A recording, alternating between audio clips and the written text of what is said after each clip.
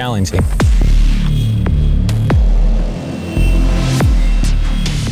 It almost became an obsession, a passion. You always have a chance to experience that rush again. That adrenaline rush is still there.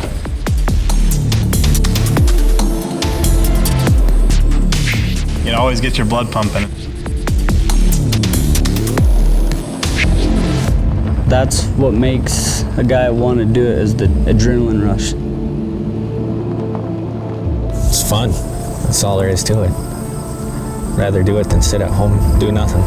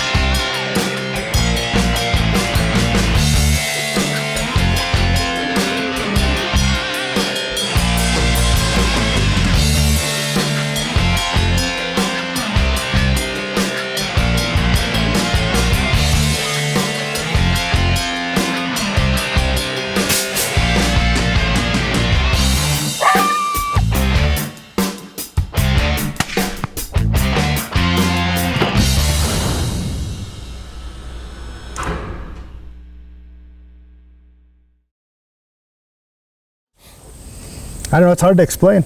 It's hunting coyotes is a blast, and you're helping all kinds of stuff: rabbits, deer, calves, ranchers, and you're controlling a predator population. I used to be a big deer hunter, and deer hunting only comes one time a year. Coyote hunting, you can pretty much go for 6 months out of the year. Maybe not quite 6 months, but you always have a chance to, experience that rush again. You know, they're always talking about calling these in and killing them. I was at 8th grade at a time, and I really wanted to try it. It roped me, because that first stand we went out and that little rabbit call I had, a coyote come into 100 yards and I shot him. After that, I was hooked. From 8th grade on, it's all I want to do all winter. I mean, I love hunting deer too, but the coyote hunting, it's challenging. It's never the same. It's always different. It's just, like I said, I was hooked ever since. You called the coyote in your very first stand? Very first stand, it root me. That's pretty lucky. That's pretty good. The first time I went out calling was actually with a neighbor of mine, 1986. I'm kind of giving up my age here. Sat down, we called, got a coyote in about 200 yards, and we unloaded the guns. Adrenaline rush really took over. Bull rider, bronc rider, bareback rider, bronc rider, bull rider. Wow. So all of us have rodeoed and rode rough stuff growing up through our lives. And when you nod your head on one of them, I mean, it's an instantaneous adrenaline rush, and it's right there. Mm-hmm. To me, calling a coyote and having something wild that's on top of the food chain, and you were able to basically outsmart it and get it to be right here, and sometimes, as close as us to the camera away, it's a challenge, but it's just a rush. And at the same time, it's a harnessed rush, because you have to sit there and be quiet and not move, and you got to let him, it's really hard to explain. But I mean, if you go do it one time, if you're not hooked, I don't know, it's You might lose your girlfriend or wife over it. Yeah.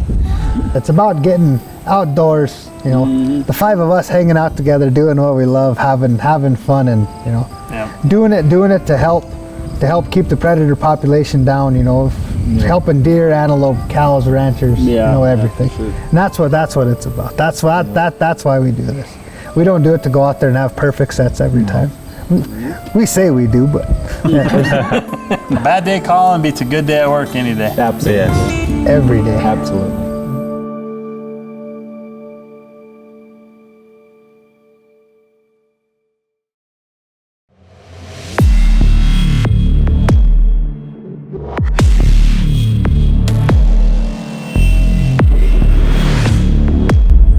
One of our first times out of the year, we went to some ground that Derek had just helped his cousin move his cows out of. He said he's seen a buttload of coyotes in there. I mean, seeing he's moving cows out of those draws, they're kicking coyotes out left and right. The set before this, we actually got a coyote.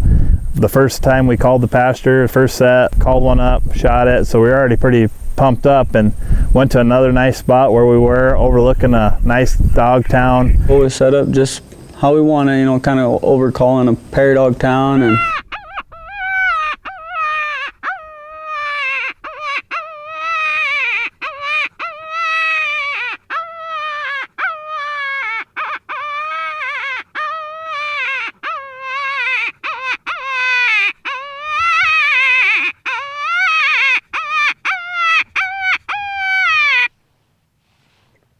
we sat there for a while and wasn't really having any luck, I didn't think. And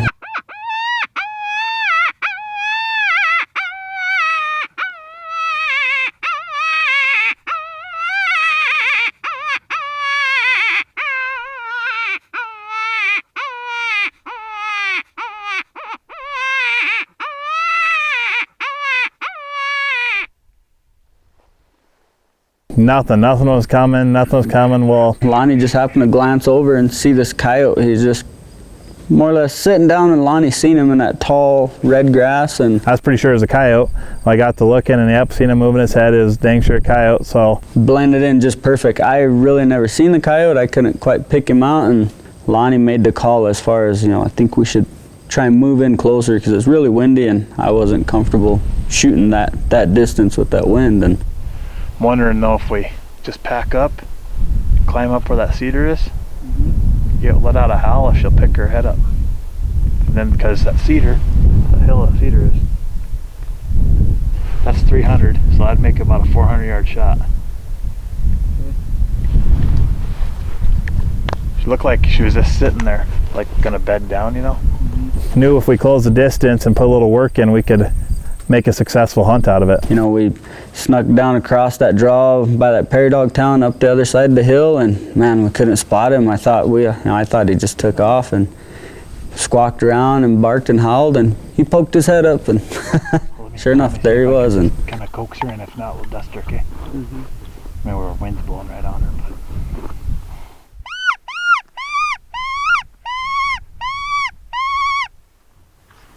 Just laid there.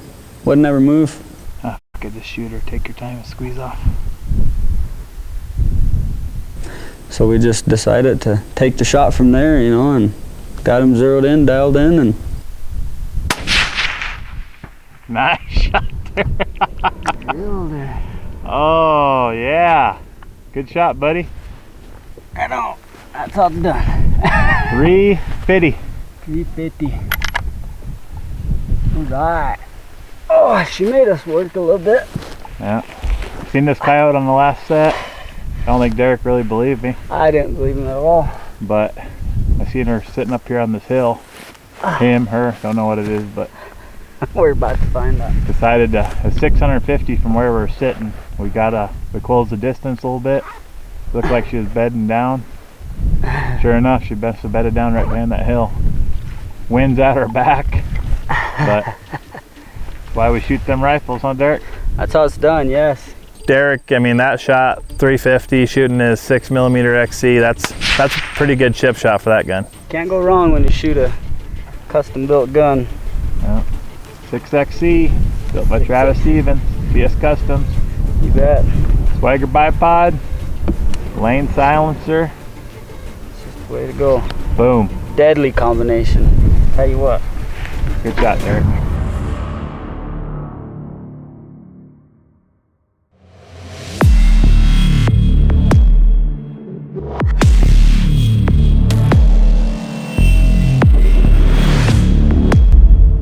We were only a few hundred yards from my father-in-law's place. We're having a brutal winter the way it is, and snow's awful deep. We had some freezing rain right in the middle of this deal. We had a lot of snow and we couldn't get around. We actually got stuck about 100 yards from there. It was probably one of the worst sets we'd ever walked in on. Walked about another 250 yards. On the way there, two coyotes bust us off to our left, coming out of some trees, so we just took our spot at that time and sat down. And pretty soon, yeah, one after the other just kind of kept showing up over top of the hill. And I told Oren there's a whole bunch of coyotes, you know, sitting right out in front of us. And he's like, where? And I'm like, they're right in front of us, Oren. Well, we were sitting about 1.5 to 2 foot of difference in elevation. I couldn't see the dogs. Oren must have just been just enough below me that he just couldn't see. I mean, it was all, you know, from a video camera perspective, it was all just right in front of us. I mean, it was all right here. But Oren must have been just enough below me that he couldn't see over top of that crest of that hill enough. But I let out one quick howl to him, and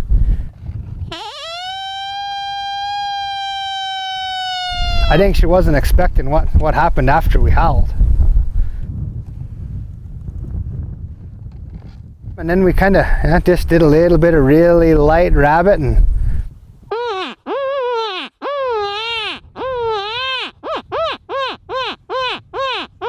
the first coyote that came out of there, he didn't want anything to do with us. He just cut through the screen and he just kind of took off going away from us.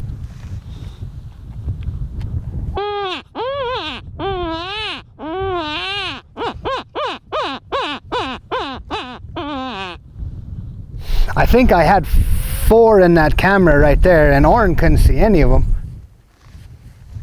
Wow, things just kind of erupted from there. And as he's telling me about these coyotes behind the ridge line, at one point I wanted to just stand up and see what the heck was going on, because I couldn't see a thing. Every once in a while I'd catch some ears here and there, and that was it. Finally, 2 dogs came around the ridge and crossed underneath the fence for us.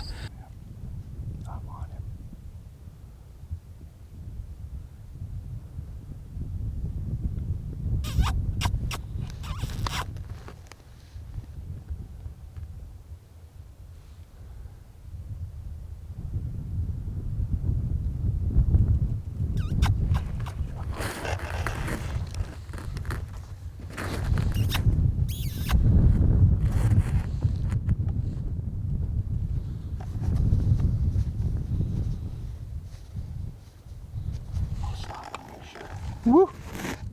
Woo. At this point, I just took a running shot, didn't take my time, put the scope on the dog and pulled the trigger. I seen fur, pulled the trigger, and it was a bad shot.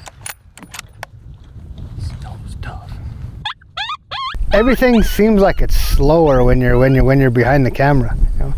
I'm on coyotes and I'm just telling Oren, shoot, Oren, shoot, shoot, shoot, Oren.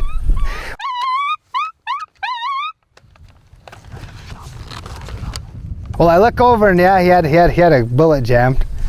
And well, he messed around and he messed around, and that coyote finally realized that, hey, I probably better get out of here. Something ain't right.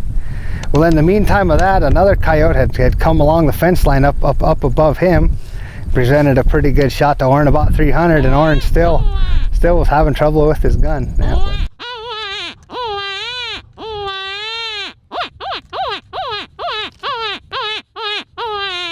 you know, you don't get 5 coyotes very dang often. I mean, hardly ever. You know, for years of calling coyotes, the most I ever had called in at one point in time was 3. Yeah, and this one was 5, and it was in a setup that was far from ideal. Oh! She's gonna pull the trigger too. Well, we got one. Got one. They heard us crunching that snow walking in there. Just for some reason, it never scared them off. You know, it scared the first one, but the other ones stuck around. Absolutely the worst situation you could be in. Here we are, we've been busted, we've made all this noise, did not get to sit down where we wanted to.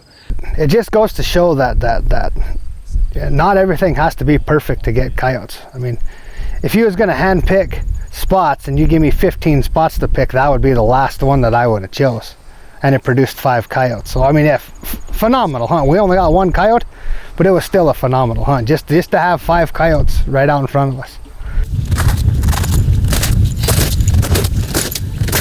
Snow is tough to walk in. Male dog.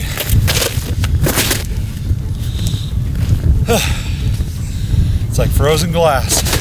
Needless to say, after all was all said and done, we had 5 coyotes come through there.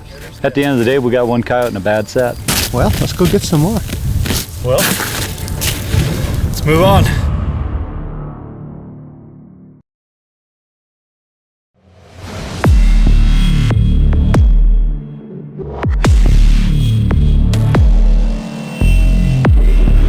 We're here with Travis Stevens from TS Customs out of Miller, South Dakota. We got into custom rifle shooting with Travis so we could expand our comfort range in killing coyotes and get it out there to the more tricky coyotes that you ain't gonna get to come in past 300 yards. We shoot these rifles, we're extremely confident in these rifles. That's our main reason for getting into the game. What do you have in your other type of customers that come in and are looking to get a custom made rifle?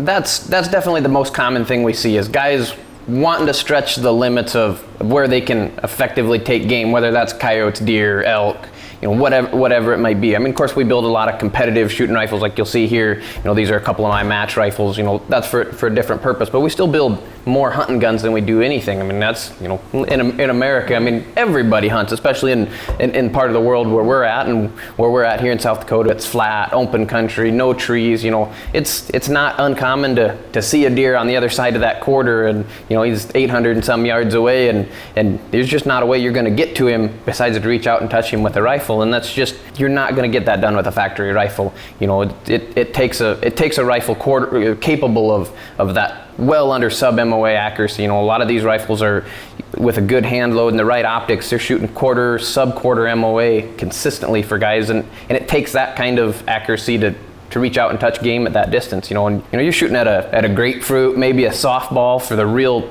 kill zone on a coyote, and you can grab a lot of factory rifles off the shelf, and grapefruit is all better they'll do at 100 yards, and that isn't having you shooting coyotes very far. You would shoot at a coyote every now and then, and you would get lucky. You would knock one down yeah. at 400 yards and be pretty proud of your shot. After shooting these guns and knowing now and dial them in, now we can say that we're consistent at knocking one down at 400 yards. Where that was a luck shot, and that's what they were, right, is luck shots. Now there's confidence when you're shooting a 400 yard coyote. Yeah, Travis, we'd just like to thank you for helping us here at Cheyenne River Predator Hunters, increasing our kills a year, shooting badass rifles, getting out there, touching coyotes, getting the hard coyotes. We couldn't have done it without great equipment. If you guys want to increase your coyote kills, this is the man to talk to. Travis Stevens, TS Custom Rifles.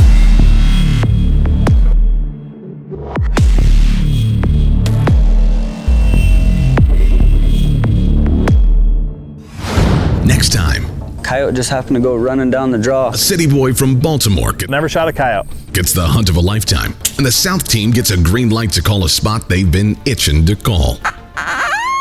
That's on the next episode of Coyote Culture.